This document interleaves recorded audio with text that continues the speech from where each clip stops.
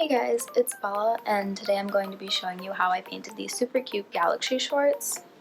I originally painted them in 2016 and they looked like this, but over time and all the washing, the paint had almost nearly completely washed out. So I decided to repaint them and show you guys how I did that. This is actually something that was super quick, super easy, just any pair of black shorts and any white, blue, purple fabric paint will work for this. I hope you guys enjoyed this DIY video, and if you did, let me know, and I'll see you guys in the next one.